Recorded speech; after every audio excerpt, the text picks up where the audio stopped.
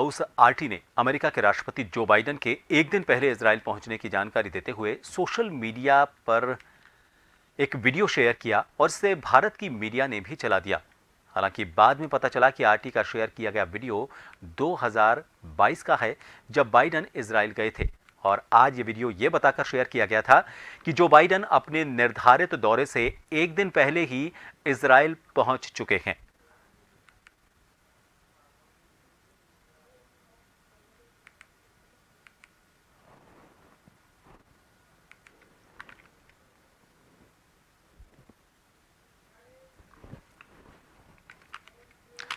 तो अमेरिका के राष्ट्रपति जो बाइडेन सहयोगी देशों के लिए समर्थन जताने के लिए बुधवार को इजराइल की यात्रा करेंगे और उनकी इस यात्रा को अहम माना जा रहा है, क्योंकि इस बात की चिंता बढ़ गई है कि इजराइल और हमास के बीच युद्ध बड़े क्षेत्रीय संघर्ष में तब्दील हो सकता है।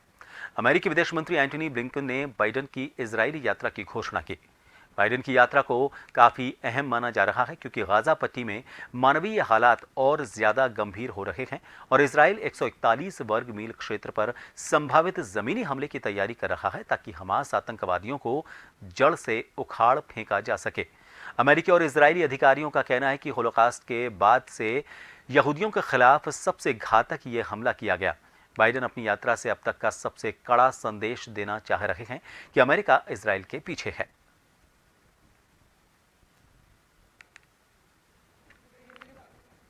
On Wednesday, President Biden will visit Israel.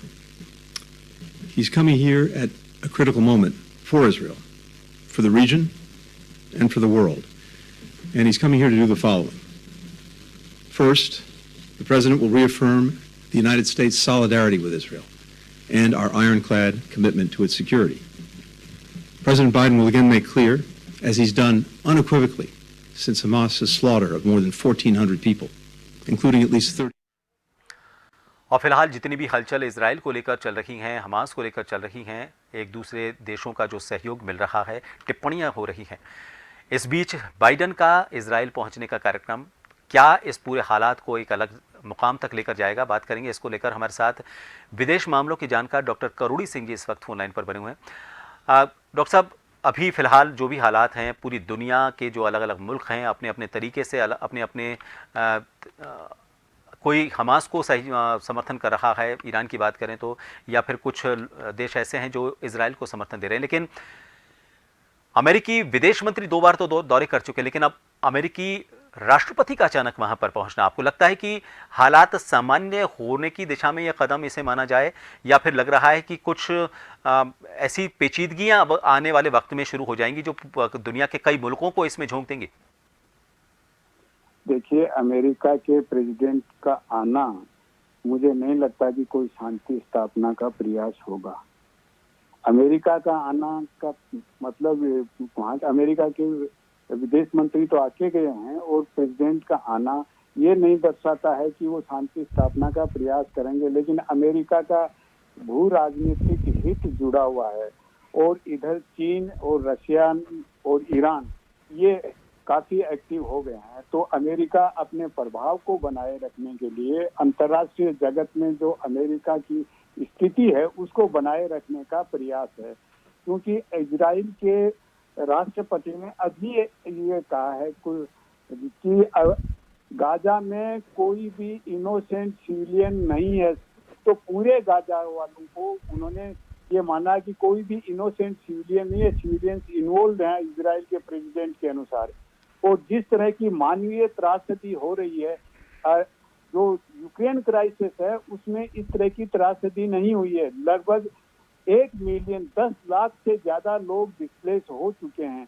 लोगों के पास पानी नहीं है, खाना नहीं है, हॉस्पिटल की दवाइयाँ नहीं है, इलाज नहीं है। तो ये मानवीय त्रासदी है, और संयुक्त राष्ट्र संघ निरंतर रूप से इसके लिए प्रयास कर रहा है, लेकिन संयुक्त राष्ट्र संघ की आवाज भी नहीं सुनी जा रही है। तो ऐसी स्थिति में इस त्रासदी को कैसे बचाया जाए? इजराइल अपनी तरफ से डिटरमिन्ड है, और यूरोपियन देश ये कह रहे हैं कि इजराइल को सेल्फ डिफेंस का राइट तो है, लेकिन इंटरनेशनल लॉ के तहत होना चाहिए।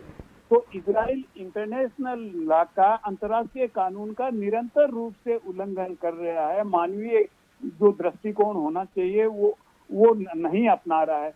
तो ऐसी स्थिति में अगर इजराइल इस तरह बदले की भावना से काम करेगा, तो जैसे महात्मा गांधी कहते थे, आंख के बदले आंख लोगे तो पूरी दुनिया एक दिन अंधी हो जाएगी। तो ऐसी स्थिति में इस स्थिति को कैसे युद्ध विराम और युद्ध विराम के बाद में कैसे शांति का प्रयास किया जाए।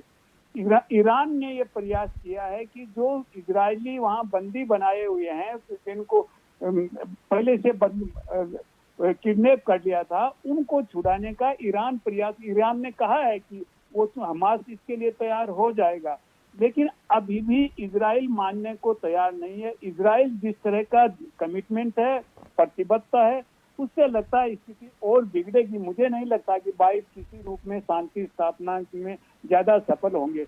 लेकिन अगर ये युद्ध इजराइल और हमास को लेके या गाजा और इजराइल को लेके रहता है, ऐसा मुझे नहीं लगता, क्योंकि इजराइल ने सीरिया के एयरपोर्ट पे अटैक कर दिया, हिजबुल्लाह के नाम पे लेबनान पे भी कर रहे हैं। तो ऐसी स्थिति में पूरे जो MENA रीजन है, मिडिल ईस्ट और नॉर्थ अफ्रीका में अगर फैल जाता है तो इसके बहुत ज्यादा दुष्परिणाम होंगे, और जो यूक्रेन संकट है उससे भी कहीं ज्यादा होंगे, क्योंकि यूक्रेन के युद्ध में 10 दिन में इतने सिविलियन 4,000 के करीब लोग मर गए हैं, उसमें ज्यादातर सिविलियन हैं, इतने उसमें नहीं मरे 10 दिन में कभी भी। तो प्रभात जी, मुझे ये लग रहा है कि स्थिति अभी नियंत्रण में नहीं है। पूरे विश्व समुदाय को मिलकर करना चाहिए। विश्व समुदाय बटा हुआ है, ध्रुवीकरण हो चुका है विश्व समुदाय का। चीन ये कह रहा है कि देखिए भाई, एक ही समाधान है, 2 राज्य बन जाए, पैलेस्टाइन अलग बन जाए, इजराइल अलग बन जाए, विश्व समुदाय इसको स्वीकार कर ले। नहीं कर रहा है। रशिया भी, ईरान और रशिया भी गाजा के साथ हमास के पे जो इजराइल अटैक कर रहा है उसके विरोध में बोल रहे हैं। तो इस तरह बटे हुए विश्व समुदाय में किस तरह शांति स्थापित की जाएगी, क्योंकि हमास का अपने आप में उदय ही बड़ी खतरनाक स्थिति है।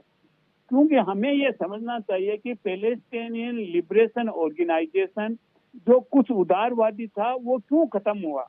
वो इसीलिए हुआ कि विश्व समुदाय ने अपनी जिम्मेदारी नहीं समझी और हमास का उदय हुआ। अगर विश्व समुदाय अपनी जिम्मेदारी समझते तो जो ओस्लो एग्रीमेंट हुए थे 2 और 5 साल में इम्प्लीमेंट करने का था, इम्प्लीमेंट कर देते, और इम्प्लीमेंट कर देते तो शायद यह हालात नहीं होता। तो इसके लिए केवल हमास या इजराइल जिम्मेदार नहीं है, पूरा विश्व समुदाय जिम्मेदार है, और विश्व समुदाय को कुछ करना चाहिए, क्योंकि हालात और बिगड़ेंगे तो सभी देशों पे प्रभाव पड़ेगा, गरीब अमीर, क्योंकि एनर्जी का मामला है और दूसरे देश इन्वॉल्व हो जाएंगे।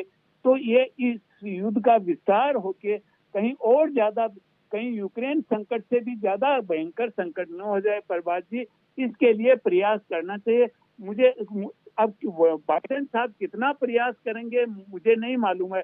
अरब कंट्रीज भी बाइडेन के जो बातें होंगी उनसे कितने कन्विंस होंगे। सऊदी अरब अमेरिका के विदेश मंत्री आए, उससे कन्विंस नहीं हुए। इजिप्ट गए, इजिप्ट ने ये कहा कि एक भाई मैं सबमिट करने को तैयार हूं, मैं तैयार हूं कि सबमिट हो इसके ऊपर और कुछ प्रयास किए जाएं शांति के लिए, युद्ध विराम हो।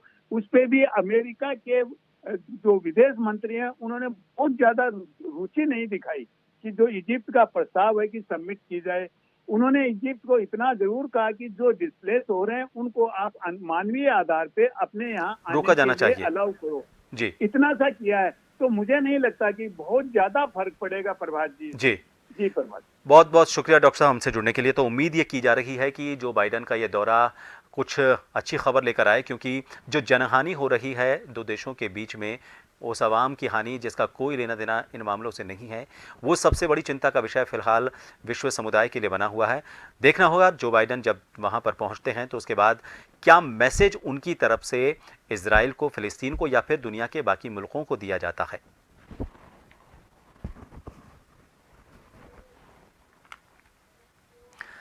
इस बीच अमेरिका इजराइल में अपने 2000 सैनिकों को तैनात कर सकता है और इसके लिए सभी सेनाओं से सैनिकों को चुना गया है।